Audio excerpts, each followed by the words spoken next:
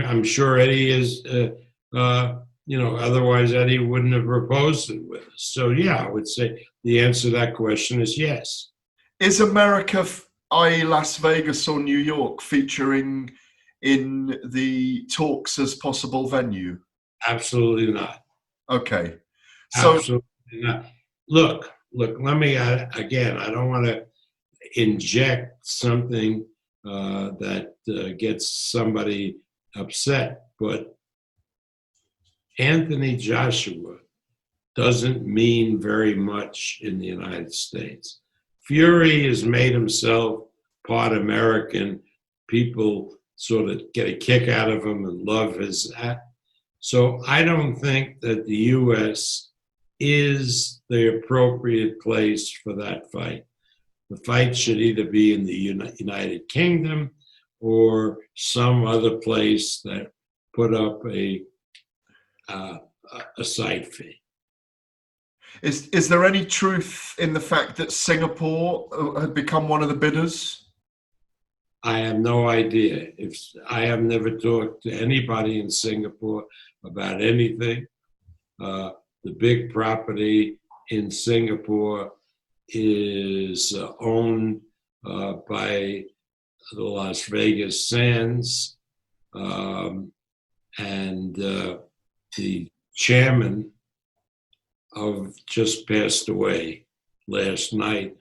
So I haven't talked to anybody in Singapore. Maybe Eddie has, I don't know. I know you just heard it. Bob Arum just told you what I've been telling you. Anthony Joshua, not really a factor in the U.S., so Joshua Fury would never happen in the United States of America because he's not a draw. What up, Fight World? It's your boy Ego, and I'm back with some more boxing. Make sure you smash the like button. Also, subscribe to my channel for the latest and greatest in boxing.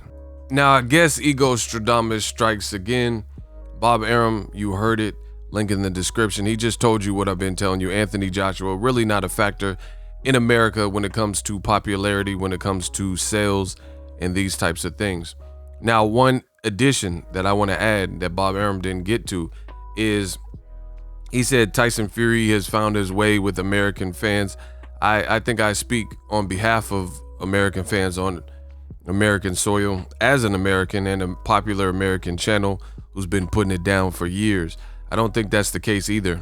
I don't think Tyson Fury is relevant. And there are a lot of people, which obviously Bob Arum is not going to say in this interview, that believe Tyson Fury cheated in the Deontay Wilder fight and has cheated in his career.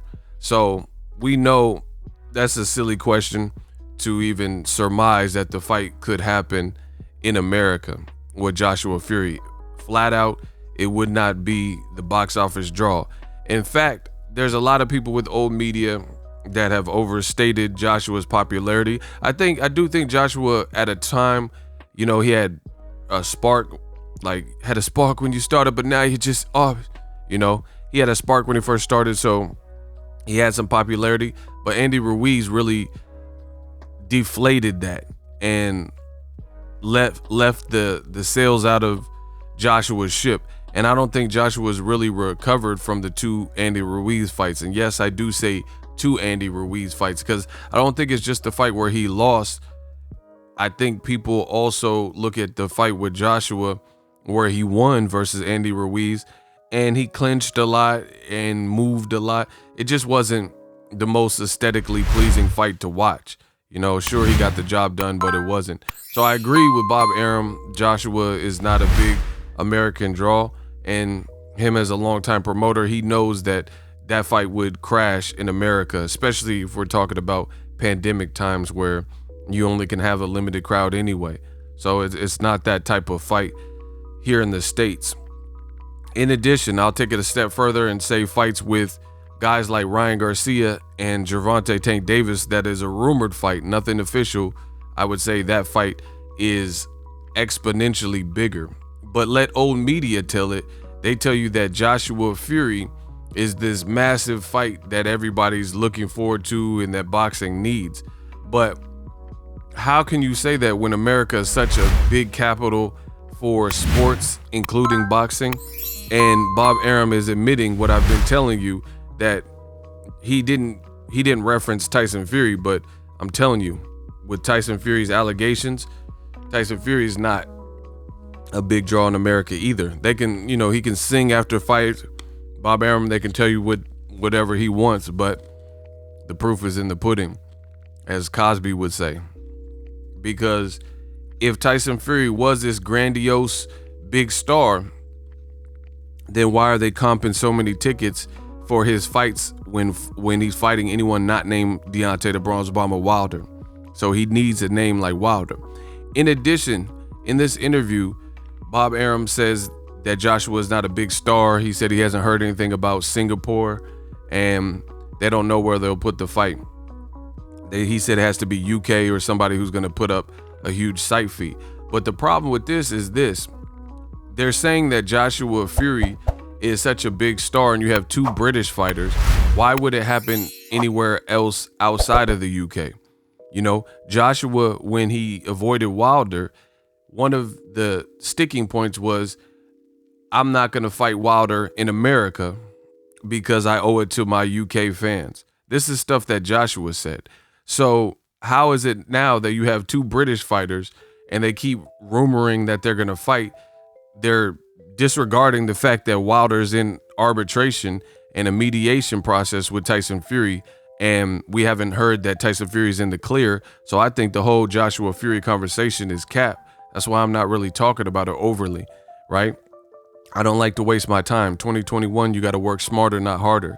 So all in all, it really doesn't make sense to even be talking about Joshua Fury and saying that everything's progressing and contracts should be delivered shortly when we don't even know the outcome to the Wilder Fury situation. In addition, if Fury does not fight Deontay Wilder, I am not concerned with Fury's career, no matter who he fights, be it Joshua or whatever, because I think he has to settle the score with Deontay the Bronze Bomber Wilder. So there's a lot of things playing against Joshua Fury fight. I don't think I'm on my own here. I think people need closure in the Wilder Fury fight based on the stipulations that Tyson Fury possibly cheated, and we'll see how it all plays out. But Bob Arum is telling you what I've already known, what I've told you on the channel. Joshua is not a big star.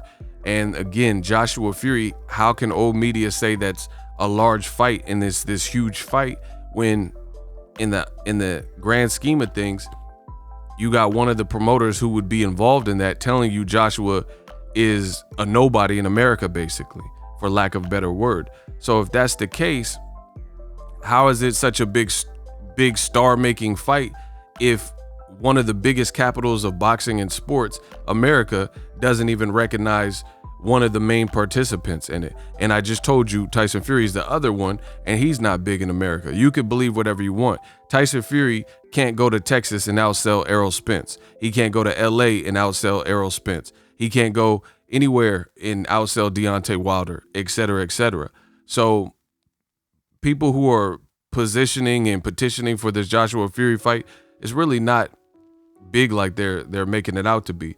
And with Fury's connections to the Kinahan and all the stuff we're hearing about the gang, the Kinahans and stuff like that, is making me wonder if there's other things going on behind the scenes, why they're so desperate to make this fight. Like, they're saying that the Kinahans have used money washing and money laundering and stuff like that. So maybe that's why you would take it out of the UK, because Kinahan, if I'm not mistaken, there's only certain places he can and can't go. Can and can't go. He can't come to America he's on the narco-terrorist list. He's wanted man in Ireland, stuff like that. So maybe that's why they want to fight and make this fight so desperately in Dubai. Because if you have what they consider a big fight, then now it becomes an excuse for money laundering, and you can say, oh, this big event is why we have all this money. You can try to wash the money and clean the money. That's what it's seeming like. But nonetheless, we got to see what happens with Wilder. I'm not convinced that saga is over and that Tyson Fury can escape without that. Let me know how I did in this video. Drop your thoughts in the comment section. We working. So if you enjoyed this video and want more content like this on the channel, you can show your appreciation by going to the PayPal donate button or the YouTube support button, and you can donate any amount that you feel is equivalent to the value of this video. Much more to come. Thank you guys for your support. Boxingego. the future of boxing.